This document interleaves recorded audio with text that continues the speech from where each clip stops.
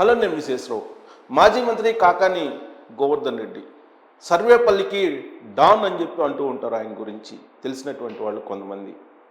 ఆయన మీద ఇప్పుడు ఎంక్వైరీ చేసింది ఈ ప్రభుత్వం. దామోదర్ ఎస్పీ ఆధ్వర్యంలో 10 మందితో కూడినటువంటి ఒక సిట్ని ఏర్పాటు చేసి విచారణ చేయడానికి ఆదేశించింది. ఏ విషయంలో విచారణ చేయాలని అని చెప్పి ఆదేశించింది, ఎందుకు కాకాని గోవర్ధన్ రెడ్డి గారి మీద విచారణకు ఆదేశించారు అని చెప్పి మనం ఒకసారి విశ్లేషణ చేసుకుంటే, సర్వేపల్లిలో గ్రావెల్ కానీ లేదా క్వాడ్జ్ కానీ ఏదైనా సరే అది కాకాని గోవర్ధన్ రెడ్డి గారి ద్వారానే వెళ్ళింది అనేది అప్పట్లో వచ్చినటువంటి ఆరోపణలు చేసింది ఎవరు? మాజీ మంత్రి చంద్రమోహన్ రెడ్డి గారు. సో చంద్రమోహన్ రెడ్డి గారు అనేక సందర్భాల్లో ఈ గ్రావెల్ మీద కానీ క్వాడ్జ్ మీద కానీ అప్పట్లో ధర్నాలు చేశారు, ఆందోళన కూడా చేశారు సోమిరెడ్డి చంద్రమోహన్ రెడ్డి గారు. కానీ అప్పుడున్నటువంటి జగన్మోహన్ రెడ్డి గారి ప్రభుత్వం ఎలాంటి కేసులు ఫైల్ చేయలేదు, తీసుకోలేదు. విచిత్రమైనటువంటి పరిణామం ఏంటంటే, అప్పట్లో ఎంపీగా ఉన్నటువంటి మాగుంట శ్రీనివాసరెడ్డి గారి పేరు మీద ఇరిగేషన్ శాఖ గ్రావెల్కు అనుమతి ఇచ్చినట్టు ఒక మెమో ఇష్యూ చేశారు, ఆర్డర్స్ ఇచ్చినట్టు అనుమతి పత్రాలను ఇష్యూ చేశారు. ఆ విషయం మాగుంట శ్రీనివాసరెడ్డి గారికి తెలిసింది. ఆయనే ఆశ్చర్యపోయినటువంటి పరిస్థితి. అసలు తాను ఎప్పుడు ఇరిగేషన్ శాఖకు అప్లై చేశాను, ఇరిగేషన్ శాఖ గ్రావెల్ తవ్వుకునేటువంటి అనుమతి ఎప్పుడు ఇచ్చింది, దాదాపు 1000 క్యూబిక్ మీటర్స్ తవ్వుకునేదానికి అనుమతి ఇచ్చినట్టు ఆ పత్రాల్లో ఉంది. ఆ మాగుంట శ్రీనివాసరెడ్డి ఆయనే ఆశ్చర్యపోయారు. తాను ఎప్పుడు అప్లై చేశాను, అసలు దీనికి తనకి సంబంధం లేదు అనేటువంటి ఆశ్చర్యానికి గురయ్యారు. కాకపోతే అప్పుడు వైఎస్ఆర్ కాంగ్రెస్ పార్టీలో ఉన్నారు ఎంపీగా, అందుకని ఆయన ఈ ఇష్యూ మీద కంప్లైంట్ చేయలేదు. కానీ ఇప్పుడు ఆ రోజు చేసినటువంటి ఫోర్జరీ సంతకం ఏదైతే ఉందో అది ఎవరు పెట్టారు, ఎందుకు పెట్టించారు, దేనికోసం పెట్టించారు అనే దాని మీద తేల్చాలని చెప్పి ఆయన కంప్లైంట్ చేశారు మాగుంట శ్రీనివాసరెడ్డి గారు. దాంతో సిట్ని ఏర్పాటు చేశారు. మాగుంట శ్రీనివాసరెడ్డి గారికి తెలియకుండానే ఆయన పేరు మీద కొన్ని వేల క్యూబిక్ మీటర్ల గ్రావెల్ తవ్వుకునేదానికి అనుమతిస్తూ ఇరిగేషన్ శాఖ పర్మిషన్ ఇచ్చింది. అదంతా చేసింది కాకాని గోవర్ధన్ రెడ్డి గారు అనేది సోమిరెడ్డి చంద్రమోహన్ రెడ్డి గారు చేస్తున్నటువంటి ఆరోపణ. దానికి సంబంధించినటువంటి న్యాయ పోరాటం కూడా సోమిరెడ్డి గారు చేశారు. ఆ ఫైల్ కూడా తగలబెట్టినటువంటి న్యూస్ అప్పట్లో వచ్చింది. అది ఆ అనుమతులకు సంబంధించినటువంటి ఫైళ్ళు, కోర్టులో ఉండేటువంటి ఫైళ్ళు కూడా తగలబెట్టేశారు. ఆ తగలబెట్టినటువంటి వాళ్ళు కూడా ఎవరో కాదు, కాకాని గోవర్ధన్ రెడ్డి గారు అనుచరులు అనేది సోమిరెడ్డి చంద్రమోహన్ రెడ్డి గారు అప్పట్లో ప్రెస్ మీట్ పెట్టి చేసినటువంటి ఆరోపణలు.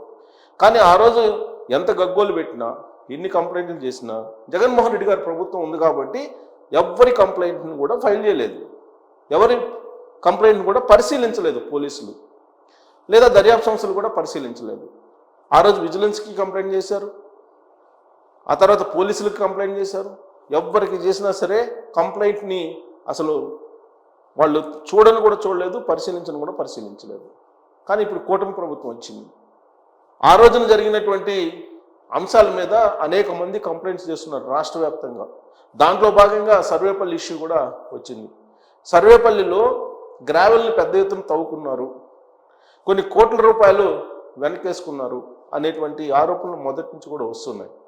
ఈ మధ్యకాలంలో కాకాని గోవర్ధన్ రెడ్డి గారు అధికారం కోల్పోయిన తర్వాత కూడా పోలీసులను ఉద్దేశించి, అక్కడ ఉన్నటువంటి సిఐని, అక్కడ ఉన్న డిఎస్పీని ఉద్దేశించి బట్టలు ఊడదీసి నిలబెడతాం రాబోయేటువంటి రోజులు అధికారంలోకి వచ్చిన తర్వాత అని చెప్పి ఆయన కామెంట్ చేశారు. దానికి కారణం ఏంటంటే, ఆయన దగ్గర ఉండేటువంటి ఒక పిఏ ఒక జాబ్ ఇప్పిస్తానని ఒక మహిళను మోసం చేశారు. ఆ మహిళ కంప్లైంట్ చేశారు. వాస్తవంగా ఆ మహిళకి జాబ్ ఇప్పిస్తానని చెప్పి ఆయన ట్రాప్ చేసి ఆమెని లైంగికంగా హింసించారు. ఆమెతో పాటు కొన్ని రోజుల పాటు సహజీవనం చేసి ఆ తర్వాత ఆమెకి ఇష్టం లేకపోయినప్పటికీ బలవంతంగా లైంగికంగా వేధించారు అనేటువంటి ఆరోపణల్ని ఆవిడ ద్వారా ఎదుర్కొన్నారు కాకాని గోవర్ధన్ రెడ్డి గారి అనుచరులు. దాంతో పోలీసులు కేసు ఫైల్ చేశారు, ఆయన్ని జైలుకు కూడా పంపించారు ఆయన అనుచరుల్ని. ఆ సందర్భంగా కాకాని గోవర్ధన్ రెడ్డి గారు అక్రమంగా కేసు పెట్టారు అనేటువంటి అభిప్రాయం వ్యక్తం చేస్తూ ఆ కేసు పెట్టినటువంటి పోలీసుల్ని అధికారంలోకి వచ్చిన తర్వాత నెక్స్ట్ బట్టలోడు తీసి నడి రోడ్లో నిలబెడతారని చెప్పి వార్నింగ్ ఇచ్చారు. బహుశా ఇలాంటి వార్నింగ్ రాష్ట్ర వ్యాప్తంగా జగన్మోహన్ రెడ్డి గారితో పాటు అందరూ ఇస్తున్నారు. విడుదల రజనీ ఇస్తున్నారు, అలాగే కాకాని గోవర్ధన్ రెడ్డి గారు ఇస్తున్నారు, అంబటి రాంబాబు ఇస్తున్నారు, అలాగే కొడాలి నాని ఇస్తున్నారు, పేరు నాని ఇస్తున్నారు. వీళ్ళందరూ కూడా ఇప్పుడు అధికార యంత్రాంగాన్ని బట్టలు ఓడదీసి కొడతాం, నడి రోడ్లో నిలబెడతాం, 7 సంవత్సరాలు అవతల ఉన్నా కానీ తీసుకొచ్చి శిక్షిస్తామని చెప్పి చెప్తూ ఉన్నారు. అయితే అధికార యంత్రాంగం దీని మీద స్పందించింది ఇటీవల కాలంలో. ప్రత్యేకించి ఐపీఎస్ఎల్ సంఘం స్పందించింది, ఐఏఎస్ఎల్ సంఘం కూడా స్పందించింది. అప్పటి నుంచి కొంచెం స్లో అయింది ఇలాంటి ఆరోపణలు చేయడం వైఎస్ఆర్ కాంగ్రెస్ పార్టీ టీం. అయితే ఇప్పుడు ఈ కేసు వచ్చింది కాకాని గోవర్ధన్ రెడ్డి గారిది. దాని మీద విచారణకు ఆదేశించారు. ప్రత్యేకమైనటువంటి సిట్ని కూడా ఏర్పాటు చేసి విచారణ చేయమని చెప్పి ఆదేశించారు. దీంతో ఇప్పటి వరకు మనం పెద్దిరెడ్డి రామచంద్రారెడ్డి గారి భూములకు సంబంధించినటువంటి కుంభకోణాన్ని మనం విన్నాం, చూసాం కూడా. అలాగే ఆ రోజున సిఎస్గా ఉన్నటువంటి జవహర్ రెడ్డి గారికి సంబంధించినటువంటి వైజాగ్లో భూ కుంభకోణాన్ని మనం చూసాం. ఇప్పుడు తాజాగా కాకాని గోవర్ధన్ రెడ్డి గారికి సంబంధించినటువంటి గ్రావెల్ ఇష్యూ తెర మీదకి వచ్చింది. మరి ఈ గ్రావెల్ అసలు ఆయన ఎంత తవ్వుకున్నాడు, ఎంత గ్యామ్లింగ్ చేశారు, ఎంత డబ్బులు సంపాదించారు అనేది ఈ సిట్ తేల్చబోతుంది. అయితే ఇక్కడ ప్రత్యేకంగా చెప్పుకోవాల్సిన అంశం ఏంటంటే, అప్పట్లో ఈయన తవ్వుతున్నటువంటి గ్రావెల్ని క్వారింగ్ని అడ్డుకునేదానికి సోమిరెడ్డి చంద్రమోహన్ రెడ్డి గారు తెలుగుదేశం పార్టీ కార్యకర్తలతోటి అక్కడికి వెళ్ళారు, క్వారీ దగ్గరికి. ఆ సందర్భంగా ప్రత్యేకమైనటువంటి బస్సుల్లో ట్రాన్స్జెండర్స్ని అక్కడ మోహరింపజేశారు కాకాని గోవర్ధన్ రెడ్డి గారు. ట్రాన్స్జెండర్స్ని తెలుగుదేశం పార్టీ వాళ్ళ మీద ఉసిగొలిపారు, దాడి చేయించేటువంటి ప్రయత్నం చేశారు. ఆ న్యూస్ కూడా అప్పట్లో బయటకు వచ్చింది. సో ఇవన్నీ ఒక్కసారి అవలోకన చేసుకొని వీటన్నిటినీ పరిశీలిస్తే కనుక ఆ రోజున క్వారీల్లో ఏం జరిగింది అనేది అక్కడ ఉండేటువంటి వాళ్ళందరికీ కూడా తెలుసు. దాని మీద ఇప్పుడు విచారణకు ఆదేశించారు కాబట్టి అఫీషియల్గా ఆన్ డాక్యుమెంట్ అసలు ఏం జరిగింది, మాగుంట శ్రీనివాసరెడ్డి గారి పేరు మీద ఆయనకి తెలియకుండా ఆయన సంతకం చేసి ఏ విధంగా క్వారీ చేశారు, ఏ విధంగా గ్రావెల్ అమ్ముకున్నారు, ఇది బయటకు వచ్చేటువంటి అవకాశం ఉంది.